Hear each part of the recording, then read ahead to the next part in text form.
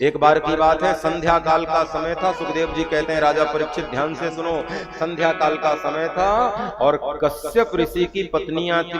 वैसे तो उनकी अनेकों पत्नियां हैं, लेकिन दिति और अदिति का नाम सबसे ज्यादा विचार में आता है। एक बार की बात है, संध्या काल का समय था और कश्यप जी संध्या करने के लिए बैठे हुए थे।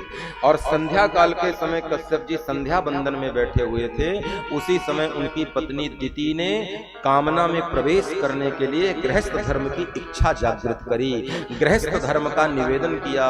कश्यप ऋषि ने कहा, देवी ये संध्या काल का समय है और सायंकाल के समय भगवान महादेव और भवानी अन्नपूर्णा पूरे संसार में अनेकों रूप धारण करके विचरण करती हैं और हर गृहस्थ का आंगन जाके देखते हैं किसके आंगन में क्या पवित्रता है क्या नहीं है।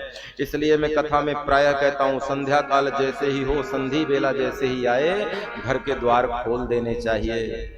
आंगन में तुलसी का पौधा हो तो उसमें दीप देना चाहिए और तुलसी के पौधे में, तुलसी जी में दीप रखा रहना चाहिए। संध्या काल के समय शयन नहीं करना चाहिए। संध्या काल के समय संसारी धर्म स्वीकार करना नहीं चाहिए, गृहस्थ धर्म में प्रवेश नहीं करना चाहिए। संध्या काल के समय झगड़ा तो बिल्कुल भी नहीं करना चाहिए, क्योंकि इस काल में जो भी करोगे वो अखंड हो जाएगा।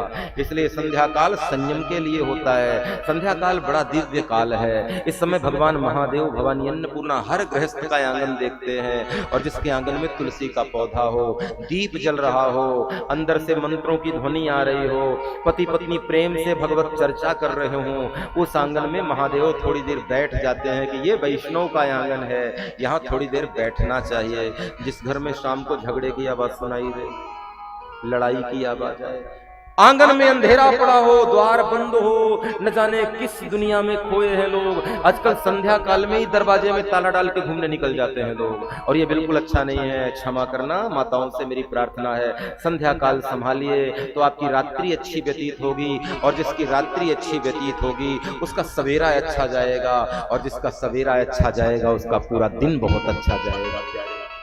सारा दिन कोई तनाव नहीं रहेगा। इसलिए संध्या संभालिए। संध्या में कोई कलह नहीं, भोजन नहीं करना, शयन नहीं करना, विश्राम नहीं करना, कलह नहीं करना, द्वार को बंद मत रखना, क्योंकि कब महादेव कब किस द्वार से आ जाए क्या भरोसा है।